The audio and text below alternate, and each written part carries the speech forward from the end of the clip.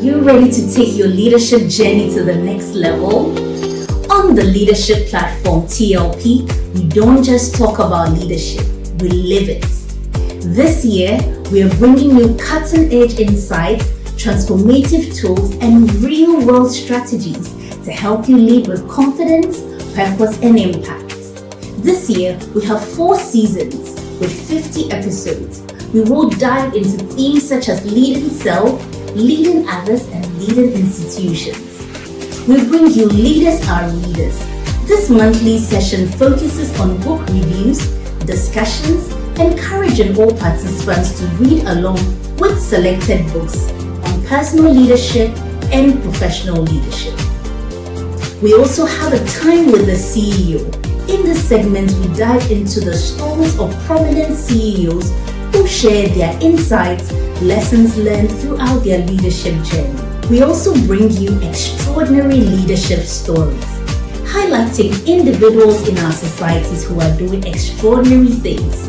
This segment inspires viewers with real-life examples of leadership in action.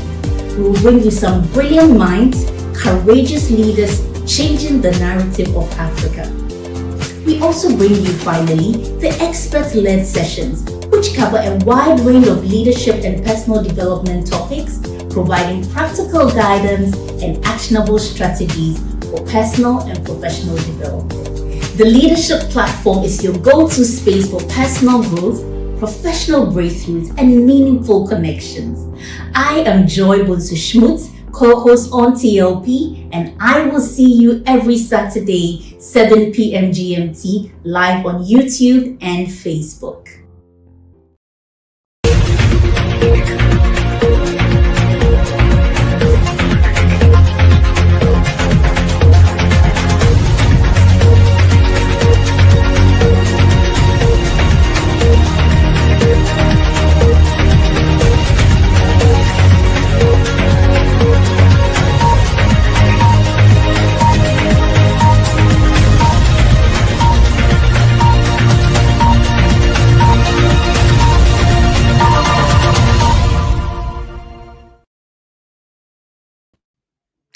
Hello. Good evening, good afternoon, good morning from wherever you're joining us. Today is the 2nd of August. It's a new month, so happy new month to all of us. Hope you started the month very well, and it's great to have all of you joining us today. So to start off, let us know where you are joining us from. Put it in the chat. And for the topic that we're going to discuss today, let us know what your intentions that you have set for this evening.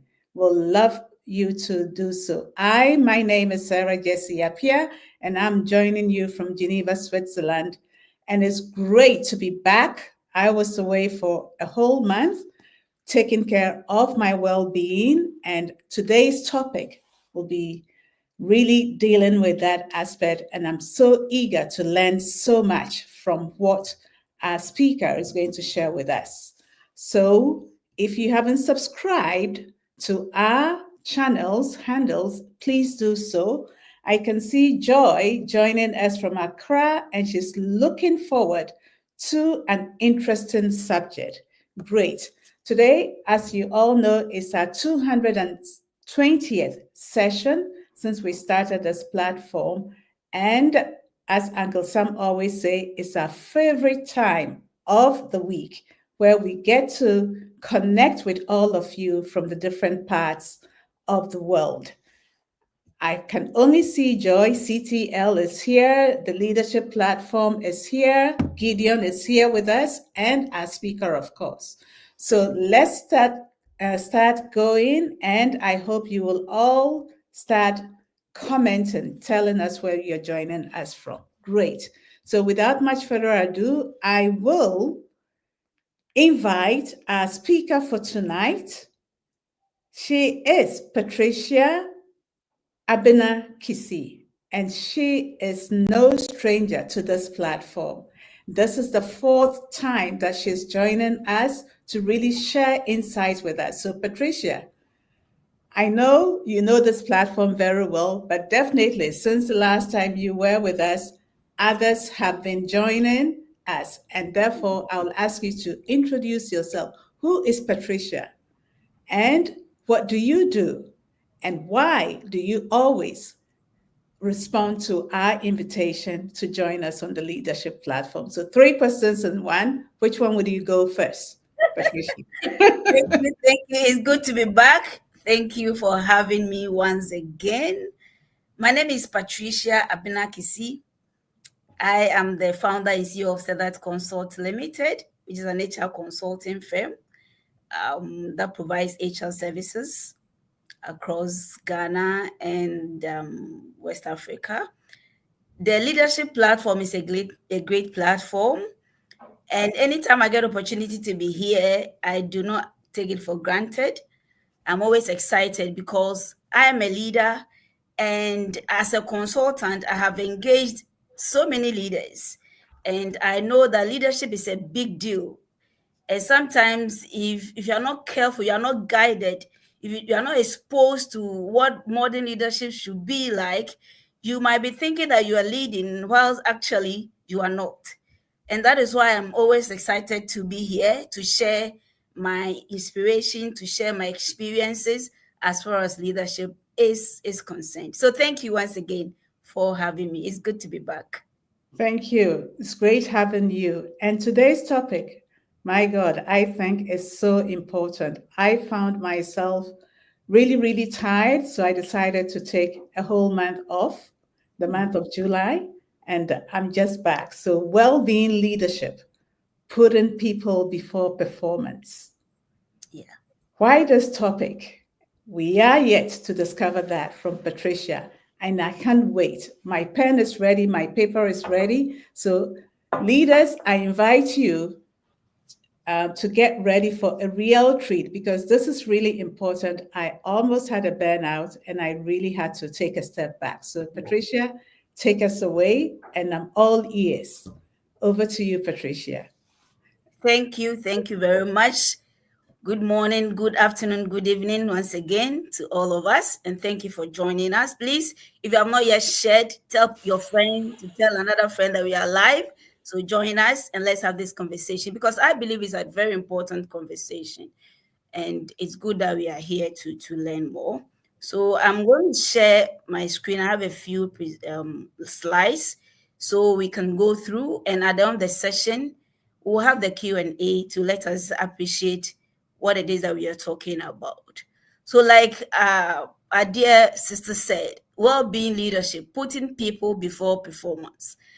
Now we are looking at a workplace where we promote mental health, where we promote workload balance, and where we make the environment, the workplace humane, understanding that people are humans and they have all sorts of things they are dealing with. So well-being leadership is what we are talking about. I've already told you, my name is Patricia. I'm an HR consultant, over 18 years experience. I'm also a certified trainer.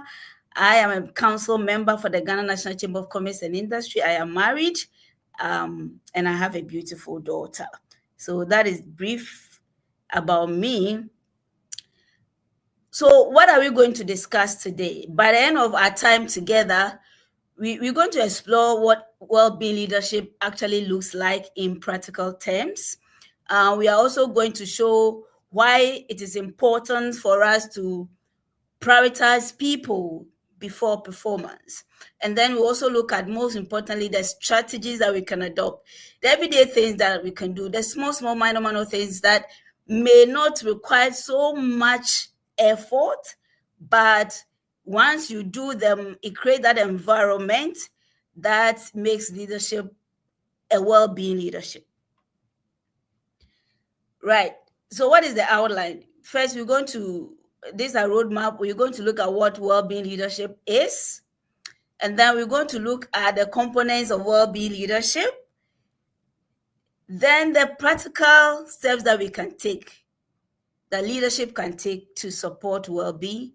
And of course, we'll look at the policies because I'm coming from the perspective of an HR person. You may be talking the nice things, you may be wanting so much to practice well-being leadership, but if your policies are not in sync, you're not going to achieve it, because everything is rooted in policies.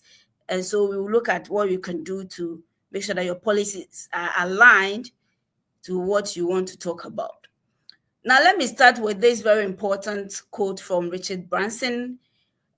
Around 2014, thereabout, he was interviewed, and he said something which is very profound. For me, it is actually the heartbeat of every organization, that take care of your people or take care of your employees, and they will take care of your business.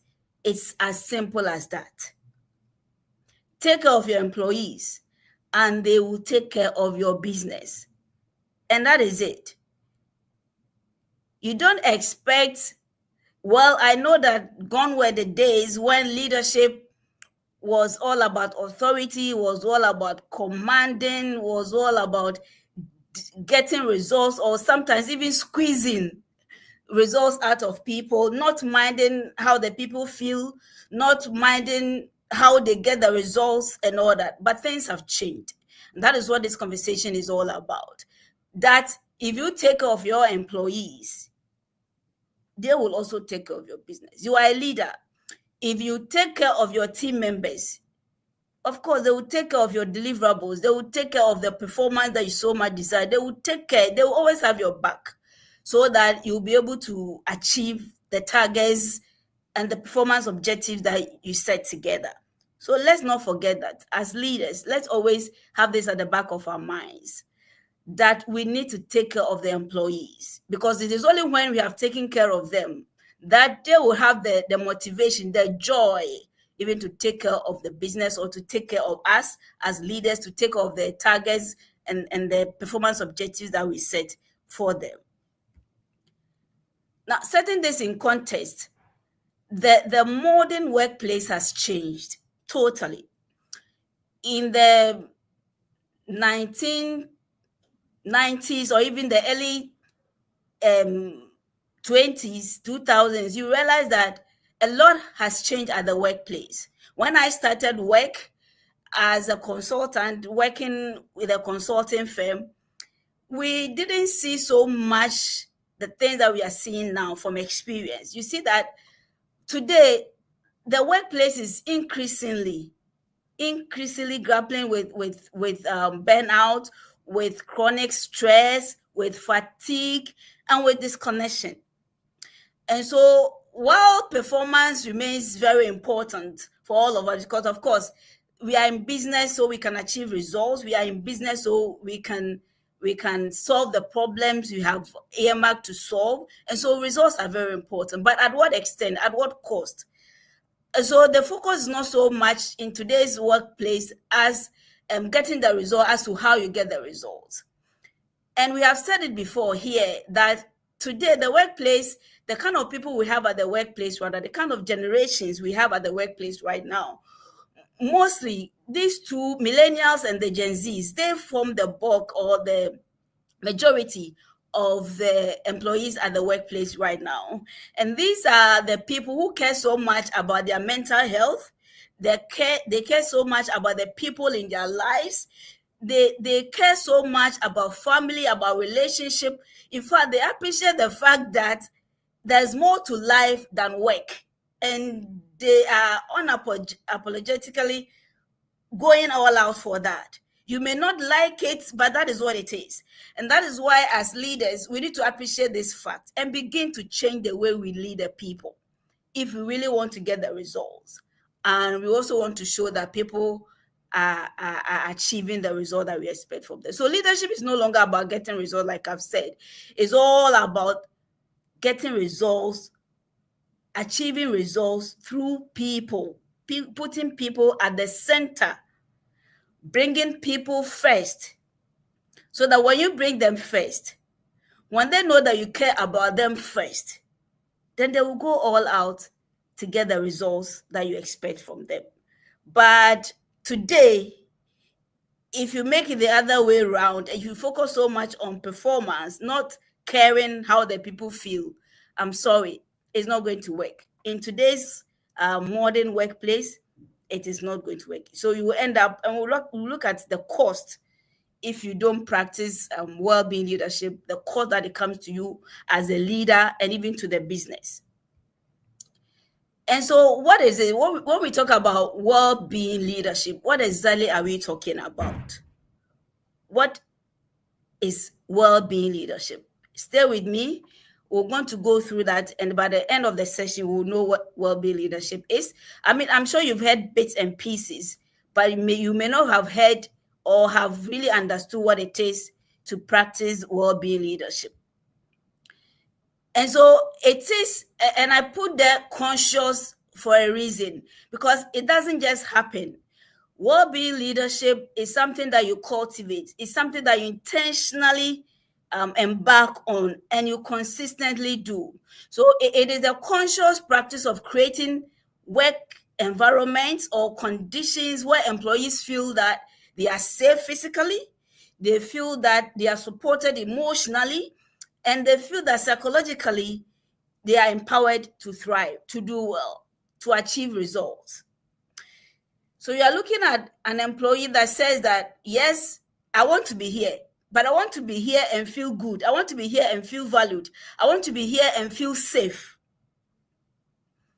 If these are missing, you may be paying me so much. And I have had that experience where I have, as part of things that I do recruitment as well, high power level recruitment, middle level, lower level, across all levels within organizations. And what I've come to realize is that when candidates feel that the environment we are recruiting them to work at, if they have heard, even if it's a perception that the place is not good, it has a toxic environment, they decline no matter how much I offer them.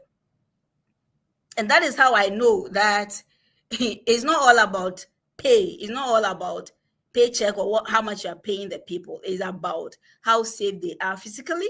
It's about how psychologically safe they are. It's about how they are supported emotionally.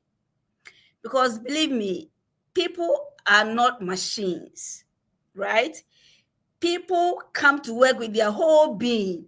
And we have heard in the past that people say, oh, when you are coming to work, leave your emotions at home, or some even I have heard people say that immediately you get to the entrance of the workplace, I beg your pardon, you get to the entrance of the workplace, just put your emotions there. And when you close from where you can come back, pick them as you go home. But that is not the case. I mean, you can't do that because you can't separate the emotion from the person.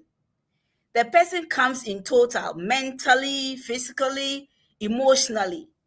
And so when they come to work, they come in whole, in total. So as a leader, you need to know how you can touch on all these different segments of the person so you can get the best out of them. Anything short of that is really going to create problems today, especially. If we had done that in the past and we've gotten away with it, well, maybe we've not really gotten away with it. It's coming. Let's wait for it. But we need to understand this. That is what we talk about well-being leadership. We are talking about the fact that you are putting people first before performance. We are talking about the fact that leadership is now about the heart condition. We are talking about the fact that people are at the center of leadership. And so you are focusing on the person in totality.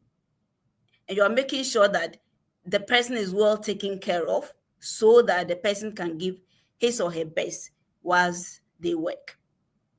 And so let's look at the different, the old model of leadership and what we see currently, or what we are proposing currently, the well-being leadership we are proposing, which we know and that it is that which gives us the results, the sustainable results, if I may add. You may use the old model and get the result today, but it is not guaranteed that you get that result tomorrow or the days to come or even months to come. So what is the particular characteristic of the old model of leadership, where we Now, that model, we looked at performance above all else. So we squeeze results out of people. Sometimes it's like you have the orange and you squeeze the juice out of the orange and then you discard it. Those days you could do that and get away with. People were afraid, or people, and the generations that were working at that time, the traditionalists, the baby boomers, they valued, and I think we've said it here before, they valued job security.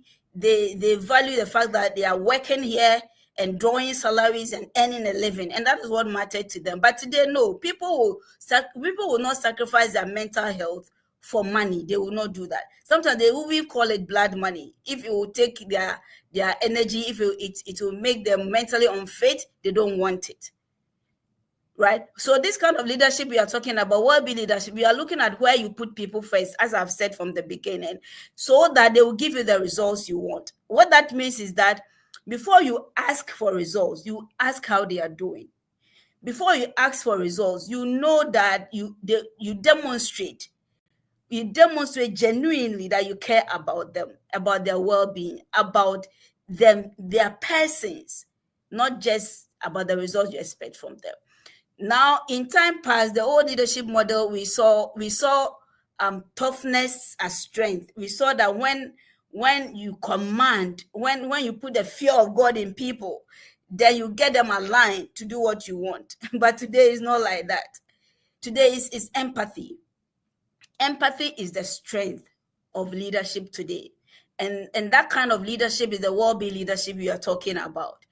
It is you putting yourself in the shoes of the person and telling yourself, what would I do if I were in that position?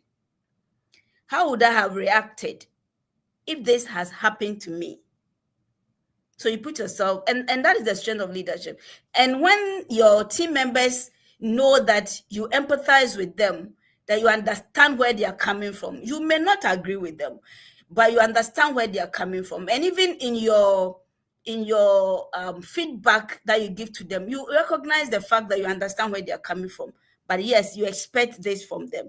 And when you have that conversation with them, it makes them understand and feel that, oh, this person doesn't really only care about the results, but they also care about how I even get the results. And then in time past, we have looked at employees as assets, and of course, they are like as resources. But today it's not just only that; they are stakeholders, and they're important stakeholders. So as a leader, you should see your team members as working together with you to achieve the results. And they want to see that you are also involved. They don't want the leader that will issue instructions and then stay aloof. They don't want the leader that will not, like they say, soil their hands, but then they'll be pushing everything to the team member, to the point even when it is breaking them, they don't care. Right? So that kind of leadership will not survive in today's modern environment, because you may not be able to achieve your results consistently. Right? So let's be mindful of that. The other thing is also the burnout. In time past, when you work so hard and you don't take your leave and you are stressed at work, it used to be that, okay, then you're doing well. Wow, we admire you for that. But it's no longer the same. Burnout is no longer a badge of honor. It's not something that we admire. No, when your team members are constantly burned, when they are stressed, and sometimes the stress becomes chronic, then it shows that your system is broken. It shows that leadership is not leading with empathy. It shows that leadership is not a well-being leadership. And it shows in so many ways. We will look at the cost. It shows in so many ways. And from experience, I've seen it happen so many times that you wonder. And I always advise business leaders and owners that, look, if you really want to achieve results. Recently, I had a conversation with one institution, a very big one in the industry, insurance and the brokerage industry. And I was telling them that, look, if you really want to get results from your people, you want people, your team members, to really achieve the result, let's look at the leadership. What kind of leadership do you have? How are they leading? So if we know that, they will know how we can work with them to make sure that they are practicing what we call well-being leadership, which is actually fit for today's modern workplace. Anything short of that, you may get the result, but that is it. It may not be sustainable. You may not get people to go over and above to achieve results. So why is it important that we have this conversation about well-being leadership? How does it matter? Why is it important? Why are we committing time, you and I, to have this conversation? Why is it important? And I tell you, and you know, when you don't lead with empathy, when you are not practicing well-being leadership, what it means is that you don't care about your people. What it means is that you only care about results. You only care about performance. And for you, the end justifies the means. You don't care how they get the performance. You don't care how they get the results. And so people are involved at work. They lose sleep over work, and they are stressed out. And when they are stressed out, it tells on their performance. So the World Health Organization says that 1 out of 4 of us will experience mental health challenge. So what that means is that as you are speaking, your team member somewhere is silently struggling with mental health. That is what it is. So if you don't lead with empathy, if you don't practice well-being leadership, you would not care about what the person is going through. And it will affect the results. And not only even the result, the organization as a whole. So that is why we need to care about this conversation. That is why we need to really lead with empathy and practice the well-being leadership. Employees feel cared for as human beings when they are cared for as human beings. When they are treated as human beings, not as machines or as matrices or as numbers within the organization, then they become your best performers. They are more emotionally connected to the work and to the business. And that is what engagement comes in. And statistics shows that people who are engaged are those who actually become high performers. If they are disengaged, and they become disengaged when they feel that emotionally they don't connect, then they are not connected with the organization or their leaders, then they don't give off their best. So yes, you should care about this conversation. You should actually aim at practicing well-being leadership, because until your employees or your team members know that you care about them, they wouldn't care about your business or the results you want from them. It is also important for us to appreciate the fact that workplace stress contributes to depression, anxiety, substance abuse, and suicide. And I have seen people, even HR leaders, who, because of stress, because of chronic stress, because of the fact that they experience burnout, just came to work today, went home, and the next morning they were gone, just like that. And sometimes we hear, oh, he was not sick, she was not sick, but what happened? It is as a result of some of these things. And so the fact that you don't care about them, they may be giving you the result because that's what you want, but at what cost? At what expense? Right? And organizations that prioritize well-being become attractive to talent. And today's workplace, or within the scope of business or the business landscape, there is a raging war for talent. And everybody knows that. Yes, you may say that in Ghana, unemployment is high and all that, but there are key jobs that we want people to feel that we are not getting.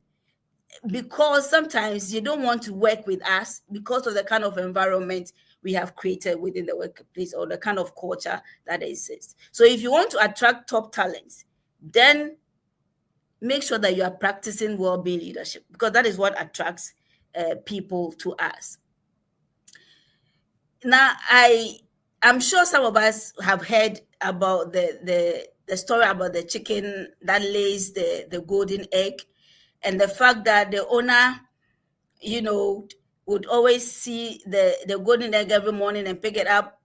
And one day decided, I want it all. So kills the chicken with the hope of getting the golden eggs, but realized that in the belly of the chicken, nothing was there, right? So killed it, and that was it. And sometimes as leaders, that's what we do. That is what we do. We don't take care of the chicken that lays the golden egg. We are more interested in the golden egg. And so we don't care what happens to them. What happens to them? What happens to their well-being? Right? But if you want to continue to get the golden egg, then you should continue to take care of the chicken so that you continue to enjoy the results that come out of it. If you overwork the people, if you overload them, if you don't care about them, if you exploit their skills, you are killing them. A time will come, you get nothing out of them. You get nothing out of them. So let's be mindful of this. We have also heard about the Good Shepherd. Those of us who are Christians and read our Bibles, you know the story of the Good Shepherd, the shepherd that cares for the sheep and knows them by name and protects them. So if you're a leader, you should protect your people. You should protect your team members. You should care about them, and you should let them know that you care about them. Don't care about them in your head. Don't care about them that, I don't want them to know. Yes, it will get into their heads. So you care about them, but you don't want to show it. No, that is not care. Show that you care. Demonstrate care and model compassion. Let them know that you care about them. You are compassionate about them. Recently, a team member of mine fell sick, and we had proposals that we had to send to a client. But then she was at the hospital. She was sick, and she wanted to come to the office so she could do the proposal and send it to the client because we were working with deadline. But I realized that no, somebody who is sick cannot give me the results that I want. She may try to put together the proposal, but would that be the best? So I said, no, stay at home, take care of your health. I will work on the proposal and I will send it to the client. And I did. So she could have time to heal, so she could take care of herself. So with this one, I'm focusing on the person, the well-being of the person, and not the results. Right? This is caring for your people and being attentive to them. We know the lost sheep when he left the 99 and went and looked for the one that was missing. Don't leave any employee behind. Well-being leadership is that leadership that carries everyone along. That leadership that doesn't focus on just the people, giving them the result today, but also care for the people that has the potential, that needs caring, that needs attending to, so they can also give the results that we want. We don't leave them out. You don't let everyone suffer silently. You check on the people and you genuinely reach out to them and check on them. That brings to mind the story of one of my friends who shared the story on LinkedIn, Abigail. Every morning she would come to the office and ask how the team members were doing. There was this particular day she walked to this team member's office and was asking her, how are you doing? And usually, the normal I'm fine thing, when even they are not fine. They are not fine. They say, I'm fine. But she realized that no, this person is not herself. So she went ahead and said, what is wrong? Are you fine, actually? And then the person broke down and realized that she was carrying a lot, and she had come to work because there was a presentation she needed to deliver at that particular morning. But the leader, my friend, said, no, you can't be here. Just go home, take care of yourself. And she quickly stepped in and delivered the training to the team members. That is well-being leadership. That is a leader that cares about the people, not just the results. And that's what we are talking about. And then also there's a story, an Indian folktale that talks about the broken pot. So there were two pots. One was broken, and anytime they used it to fetch water, the water some of them will fall by the side, and by the time it gets to the destination, it's half that is in the pot. And this pot, the cracked pot, was worried that she was not given what is expected. But the owner said, "Don't worry. Do you realize that I've planted flowers along the road? And as you are coming and the waters are falling down, you are actually watering the flowers. See how beautiful the flowers are." This brings to mind the fact that, look, every employee brings value, no matter how small it is. Let's appreciate that and see them for who they are and encourage them to do better. And as a leader, you also need to take care of yourself so that you can take care of others. So you should also take care of your mental health. You should take care of your physical health, everything about you. And when we bought the flight, you realize that they are telling you that if something happens, put on your oxygen mask first before you attempt helping somebody else. Because really, you cannot help anybody if you yourself are at risk of losing your life. So as leaders, we must take care of ourselves so we can better take care of our team members. Now, what is the cost of ignoring well-being as a leader? What will happen if you do not practice well-being leadership? First, productivity will go down because your people will be stressed. They will experience burnout. They will not care because they realize that you don't care. So they do the barest minimum, and that's it. So it will have a toll on productivity in the long run if you don't care about your people. Secondly, so for those who, may not, they will not come to work. They will find an excuse not to come to work. So they will be absent. And that is when they go all out to find all kinds of reasons. Some say my grandmother died, and the grandmother had died years ago. But because they want to stay at home, because the environment is toxic, because they don't feel that they are cared for, because they are not valued, their leaders do not appreciate them. And to some even go the extreme of insulting team members and shouting at them and looking down on them, making them feel very little as if they are not human beings. So they dread going to work. So they will find an excuse not to come to work, and productivity will suffer. But there are those who, maybe for the fear of God, may not come up with these excuses to stay at home. So they will come to work. They'll be present, but they will not be working. That's what we call presenteeism. They are at work, but they have checked out. They don't give off their best anymore. That is the cost of ignoring well-being as a leader. And also the morale of the team falls, and it leads to high turnover or attrition. And it is said that people leave their leaders, not the organizations. And that is it. If as a leader, you don't care about the people, they will leave you.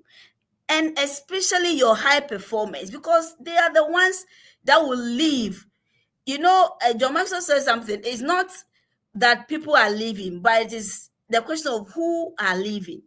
Is it your A people who are leaving, or the Ds that are really not contributing much?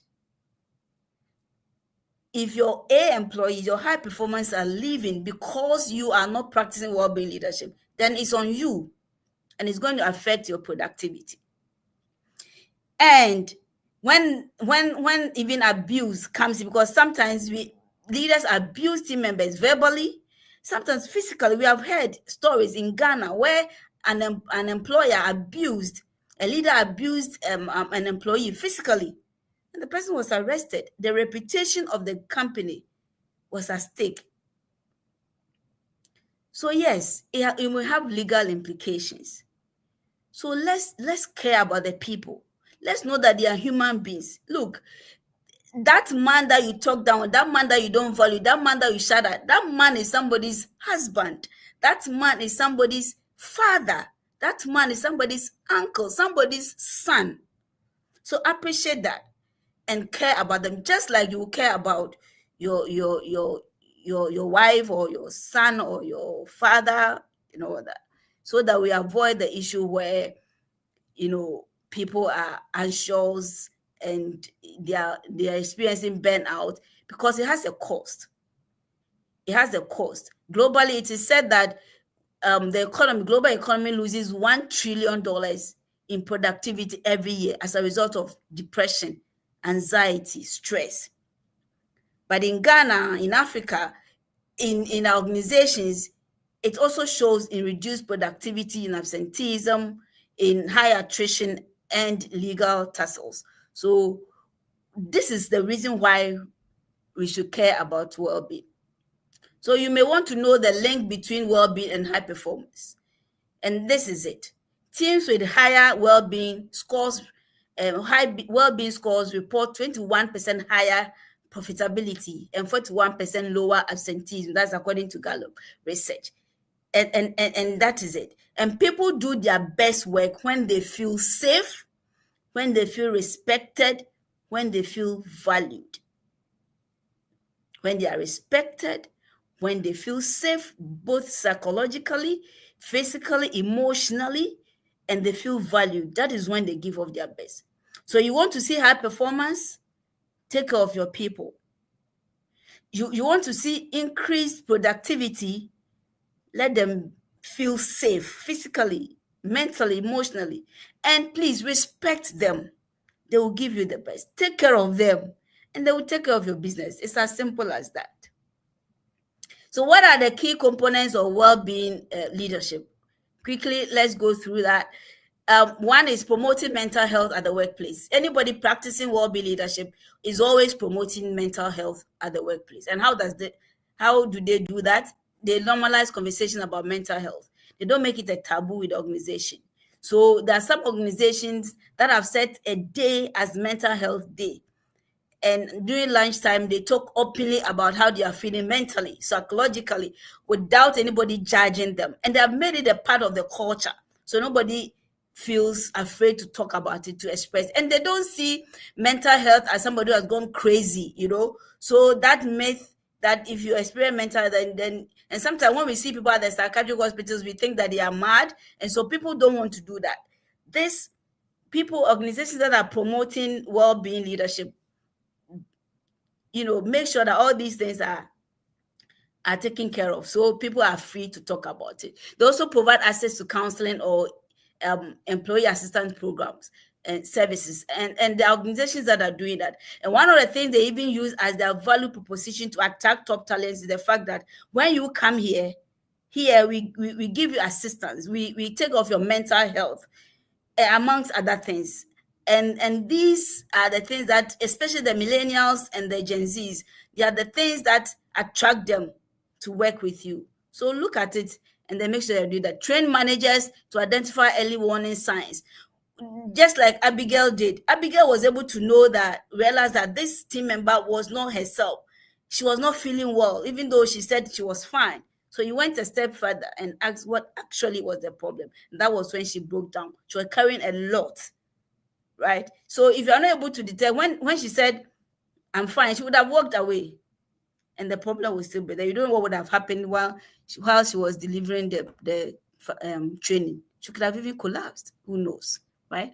And then offer mental health days, like I've shared. Some organizations do that. They dedicate a day and they call it Mental Health Day. And they are good to go.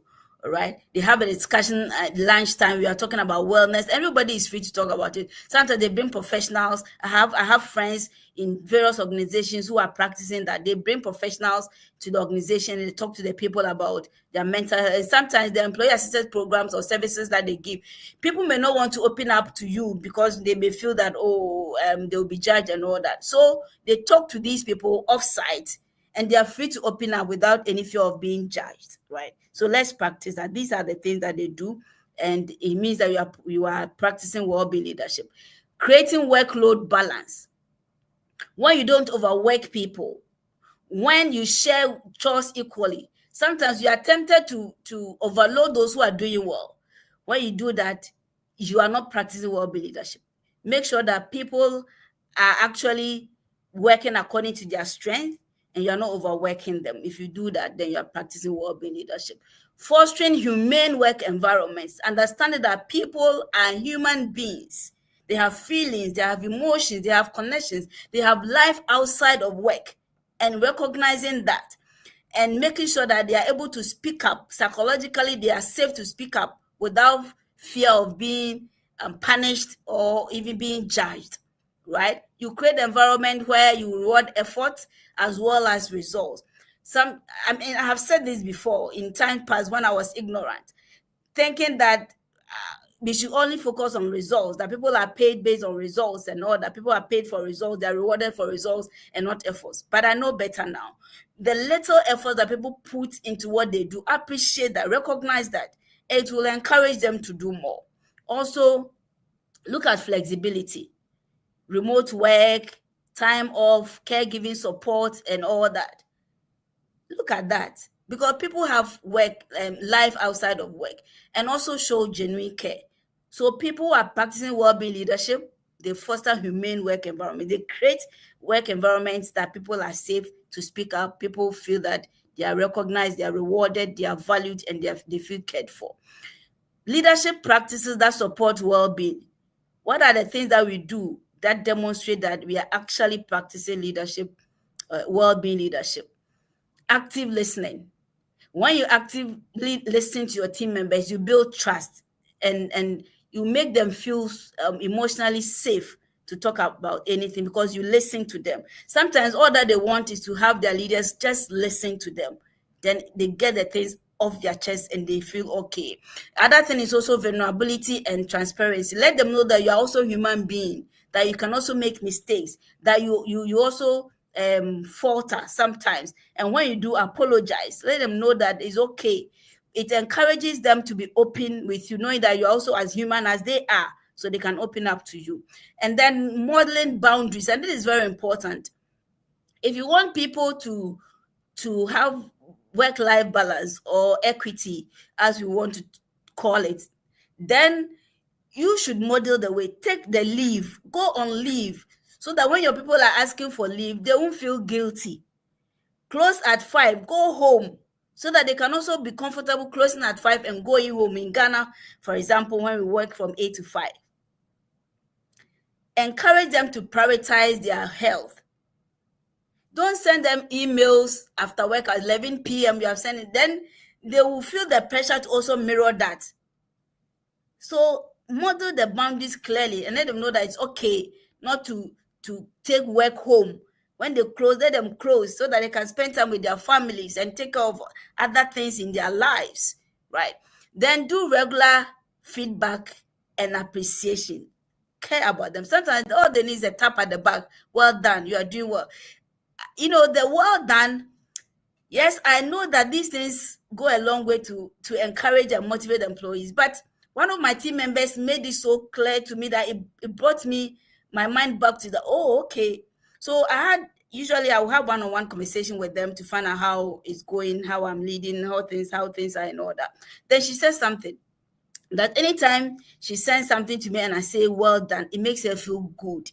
It makes her feel motivated. I say, wow. And these are the little things that we do that we think they don't matter, but they actually go a long way to show the people that you value them and you care about them. So give them regular feedback. It boosts their motivation. It helps them to feel a sense of belonging and value. Inclusive decision making. Don't always download ideas. Seek their help. Seek their support. Let them share. When you do that, they take ownership of what they are doing, and that is when they give off their best. So what institutional policies can we put in place to ensure that genuinely we want to demonstrate well-being leadership? Paid mental health leave, if you can afford it. If you cannot afford it, you can look at the employee assistance services that are around and then sign your employees onto them. Some, they are not that expensive. You can always do that.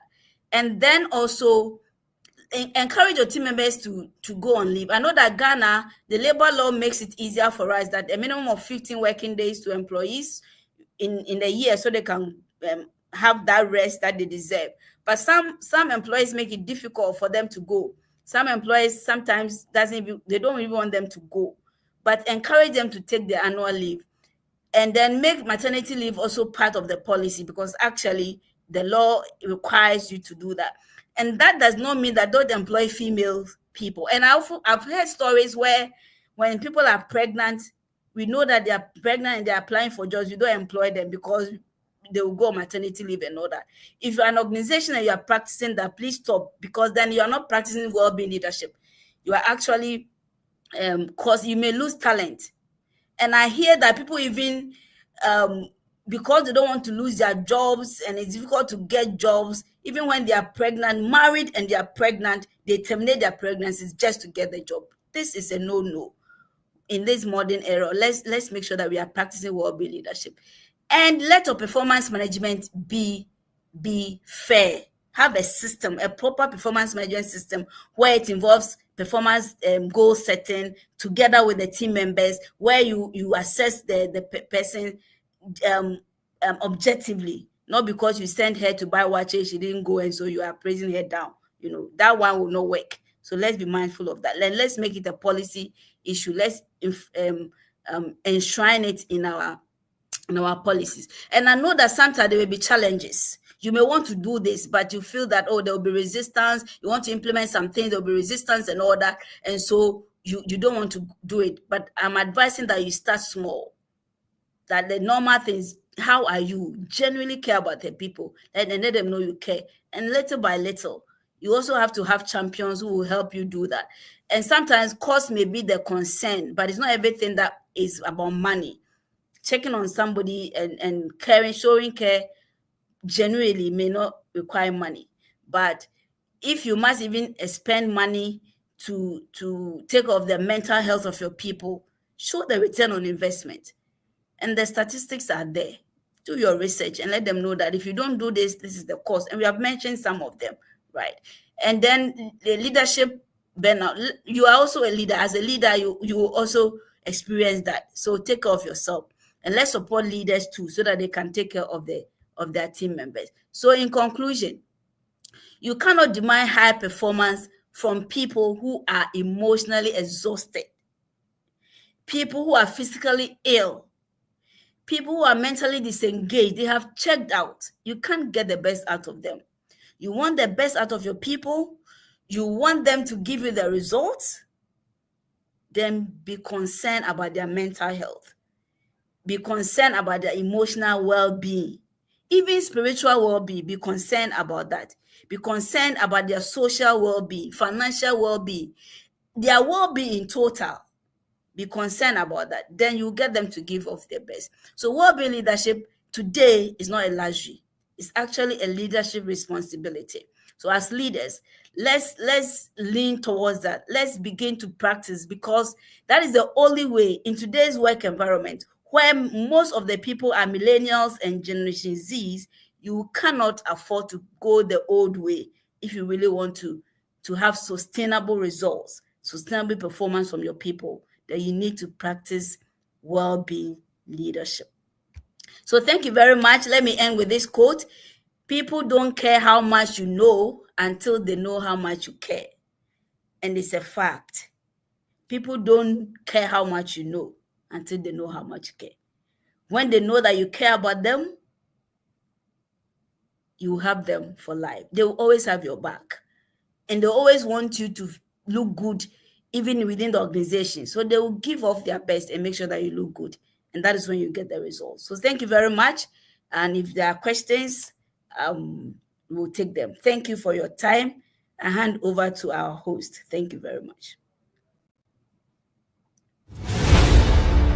Nobody ever thought their way to success. Nobody ever hoped their way to success. Nobody ever wrote goals on a planner to success. They acted.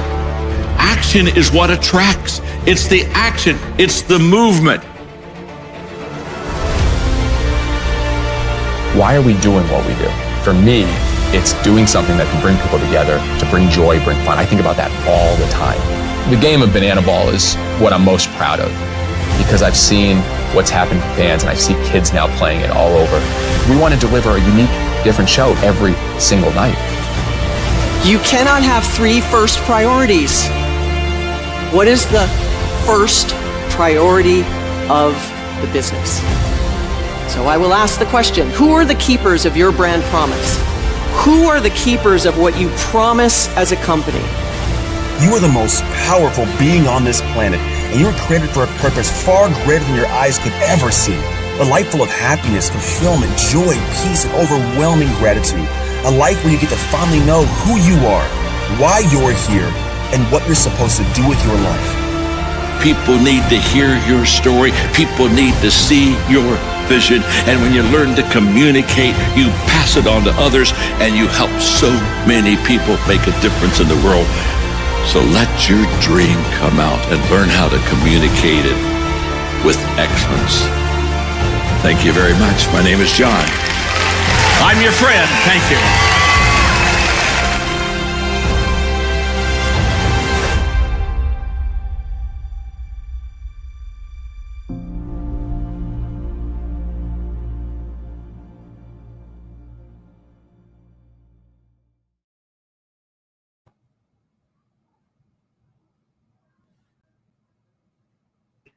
Thank you very much, Patricia.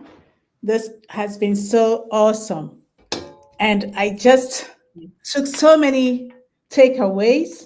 And let's see what our audience have questions and comments that they have for you. We see a lot of people joining us from the different parts of the country. Some people also from Togo. It's great to have all of you here. And the leadership platform is also wishing everybody a happy new month. So let's see a few people who had signed in, and we love that you sign in and introduce yourself. Awo Fiajo is joining us from Domi. Young Dennis from Tesano. Olivia, one of our top commenters, is also here with us. And she says, please, I know the call is to leave one's stresses and troubles, wahala, at home, or drop one's personal issues and challenges outside before getting to the office, exclamation mark, question, question. Olivia goes on to say, many thanks for the emphasis on empathy being the strength of leaders in recent times. Thank you, Olivia, for your comments. Inusa Ajayi, watching from Chevi in Togo. Great to have you. Bonsoir. And then we have Albert Donko, consistent in the team's deliveries, strongly correlate with empathetic leadership. I can see a lot of empathetic leadership coming up. Then watching from Kumasi is David Opon saying, good job to you for what you are delivering to us, Patricia. And Albert Donko, the people leadership quadrant is also critical for personal development. Thank you for that, Albert. And then Kwesi Adai, Dapa, watching from Bawe, Janman. Great to have you here. Emma Daripi Hayfron is good evening. Oh, I've missed a lot. Yes, Emma, but you can rewatch the replay. You are joining us from Aplaku. And then Vivian Amperi Akosua watching from Ofanko. And Jessica Daniels. This is very, very, very insightful. Patricia, thank you for that. Onyami Tiasi Jacob from Somanya, great to have you here. And Abani Liambi, says he's from Benue State, Nigeria. Great to have Nigeria in the house. And Jessica Daniels. Sophie here. Okay, Sophie here watching from Accra. Okay, Sophie, great to have you. And Abani Lambi says he's happy to learn about leadership, well-being, and this has been inspiring. Great. I don't see any questions here, but please keep your questions coming. I have one from, I don't know whether she wants me to share her name, but I'll just read her questions. It says, from her perspective, he's seen more founders and owners of businesses lose as a result of over-reliance on empathy. I could see a lot of empathy and seeing things from the perspective of the employees. The question is, are employees also seeing things from the founder's perspective, especially SMEs? What happens when I don't perform or when I allow this challenge to stand in the way of the work? Today, the slightest discipline and firmness, employees feel they are, when they see that, they feel they are not being cared for. How do we balance the skills? Patricia, that's the first question for you to take. Right. Because over reliance on empathy, this is what sometimes it causes. Thank you. Thank you very much for that question. There have been times that I've been talking about emotional intelligence, delivering training to some leaders about emotional intelligence, and we make reference to the fact that you need to empathize with the people. And the question they ask me is, how do you keep that balance? How do you still get the results while empathizing with them? And then my answer is always the same. You are not sacrificing the what you expect from them because you're empathizing with them. You are empathizing with them to understand where they are coming from, so you can better support them to deliver. So if you are providing them with that support, understanding them, and they are taking you for granted, then you know that these are not the people you can go the long haul with. We are that, yes, show empathy. For example, and I wrote an article on that. There was this young lady who lost the mother and went to the HR manager then to ask for some days because she was dealing with a loss and it was difficult for her. So she went there with the hope of getting some few days off to mourn the mother. Then immediately she entered the office. The HR manager, without any expression of condolence or anything, she said, "Bring the death certificate before we can give you the days off." No, sit down. No, how are you doing? No, oh, please accept my condolences. No, how can we support you? Just bring that certificate. Yes, you will still get the death certificate because it is required, but give them a seat. Find out how they are doing. Empathize with them. Then ask them for that. That is what we are saying. So that balance should be there. It doesn't mean that you are throwing away the policies because you want to empathize with the person, but you are making the person feel you care about them, their person, before whatever policies you have in place will kick in. Okay, thank you very much for that. But Patricia, the thing is that, okay, what you did share is mostly the leader really creating the environment. We as employees, what is our role? Because it cannot be just a one-way street. It has to be a two-way street. How can we encourage the employees also to empathize with us? Definitely. I mean, I get the point you are making. It's because the focus is on leadership and getting the best out of the people, getting high performance. And these are some of the things that we do as leaders to get high performance. And that is why I mentioned even the fact that performance management has to be fair. So the systems are in place and you expect results from the people, right? But you do so understanding that they also have a life outside of work. But as an employee, you owe it a duty to the organization, to the business, to fulfill your part of the bargain. And that is when I tell the people that I work with, the consultant, that organizations that I work with, that look, if you have put in place all the measures, you are giving all the support, the person is not delivering, you have put the person on what we call the performance improvement plan, expecting the person to take advantage of it and deliver, and the person is not delivering, then the person is not right for the business. You've got to have the hard conversation with the person and comfortably bless the person and release him or her. Okay, awesome. Thank you, Patricia, for that. And I have Alexander in team saying, great presentation, Patricia. I've learned so much this evening. My leadership will never be as before after this session. Highly grateful. Thank you, Alexander, for this feedback. Alberta Brown Orleans saying that she's watching from Takoradi and she found the presentation insightful. And there is another question here, back to empathy. Is empathy only for leaders. I lost it. To leaders, for leaders to followers, or is for followers towards the organization targets too. Empathy is becoming a challenge towards results now. And how can it best be balanced? Yeah. So how do we strike a balance? Yeah, I'll I let you think, take that.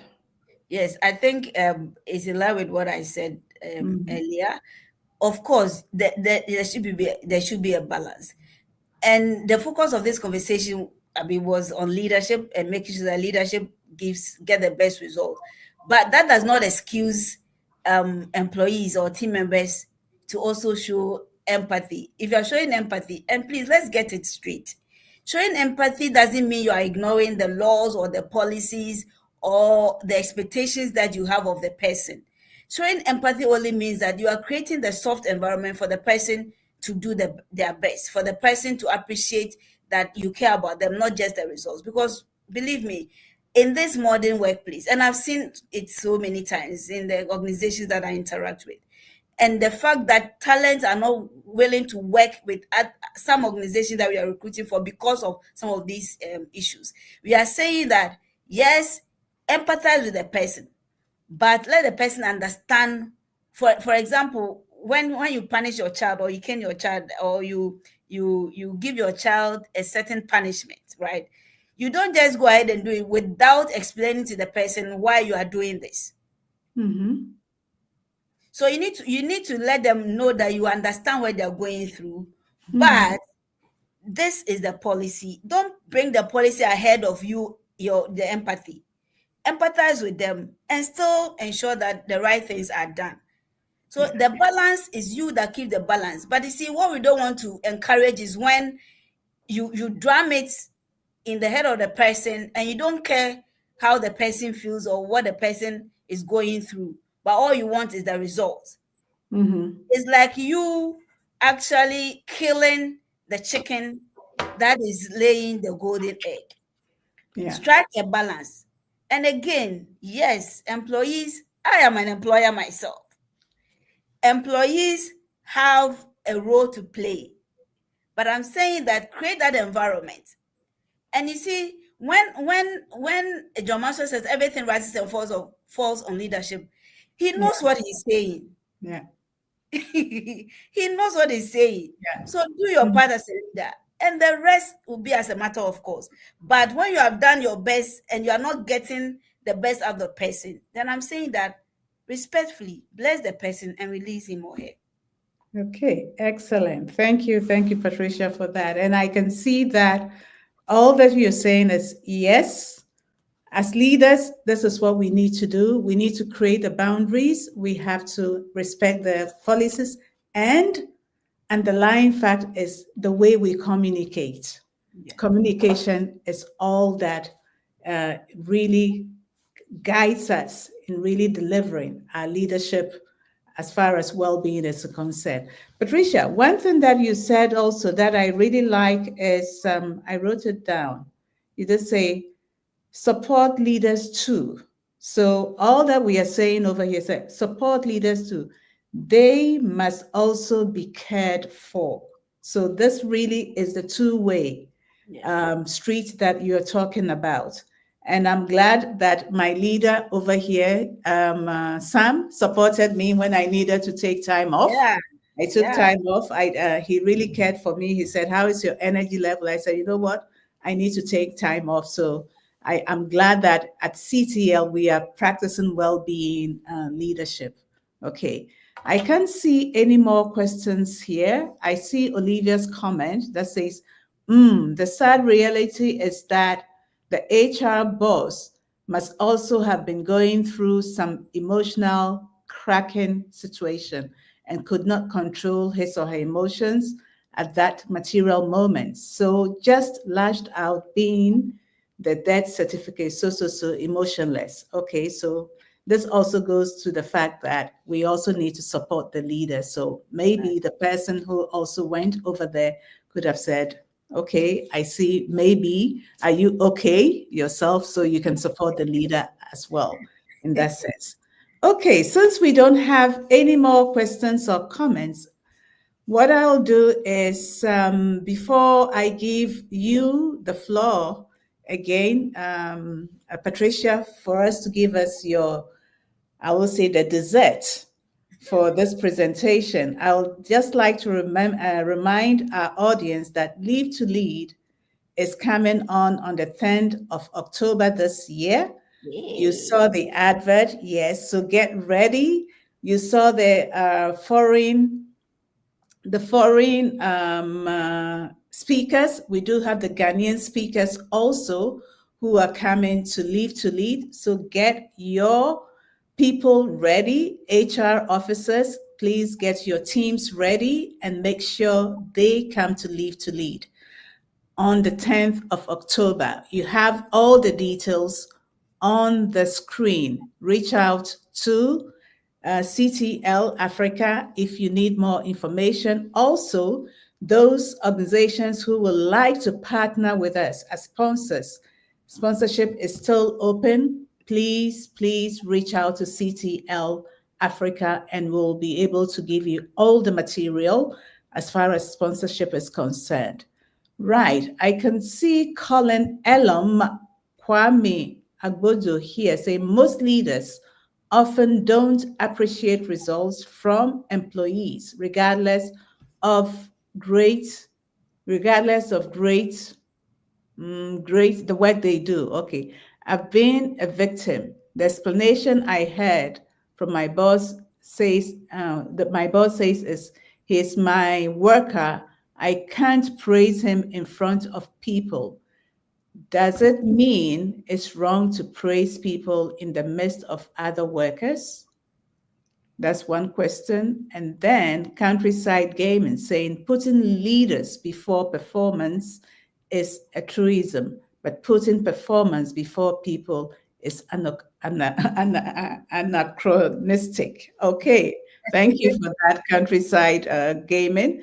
Patricia, could you answer Colin's question? Yes. And then you can close us off with the dessert.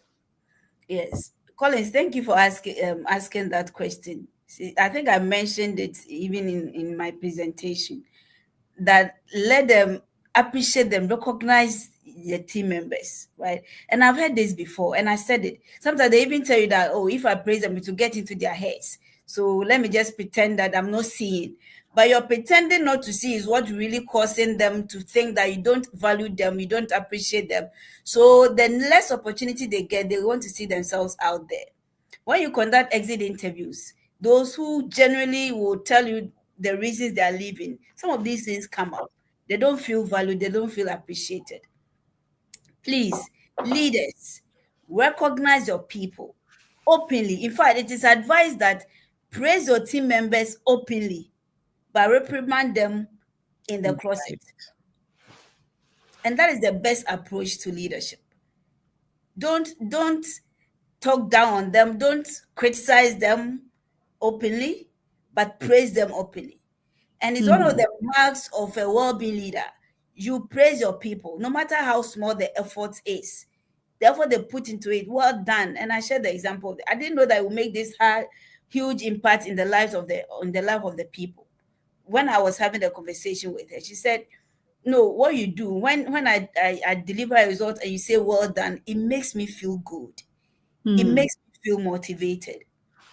Even this one is done one-on-one. And then when we meet at team meetings, we recognize people for what they have achieved, no matter how small it is. So it is not bad. In fact, I encourage all leaders to praise team members openly. If it means encouraging team members to clap for him, it doesn't have to be something that money would do. Just clap for the person. Give the person a tap at the back. Well done. Let's shine for this team member. Let's shine. Let's shine for him or her. And that is what we should do, sincerely. So Collins, it's not wrong. In fact, don't do that. Praise them. It won't get into their heads. It will actually encourage them, especially when you do so before their team members. Then you are unknowingly even putting pressure on them to do more.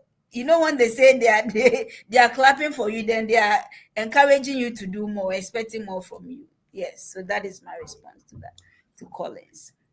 Excellent. Thank you. And your dessert for us, what is your pattern dessert for us? Please remember that human beings come to work with the whole of themselves, emotions, mentally, physically, even spiritually.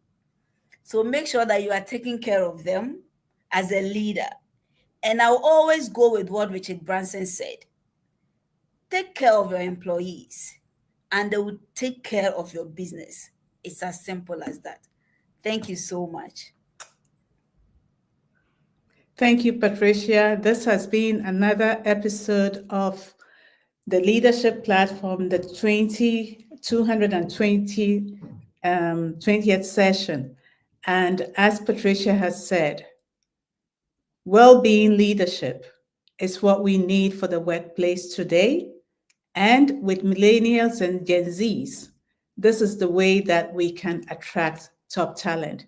The traditionalists and the baby boomers are out of the workplace race, and these are the people who are carrying forward.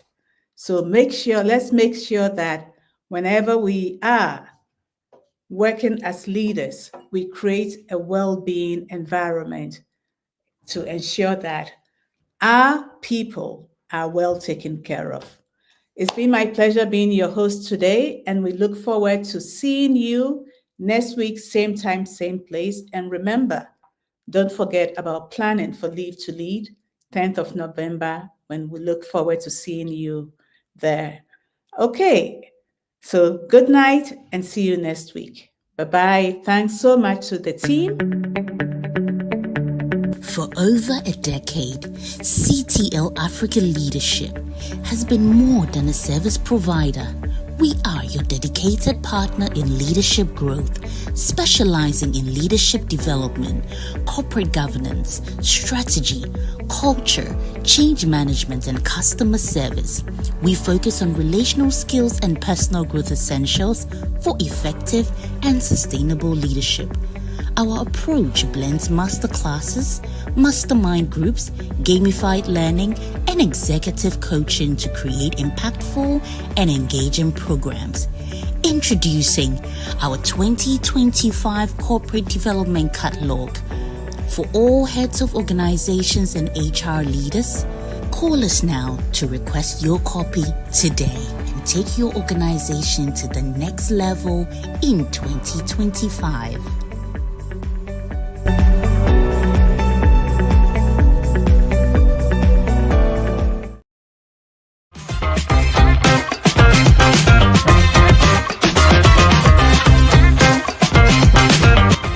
And by the way, if you haven't subscribed to our channel, do that now.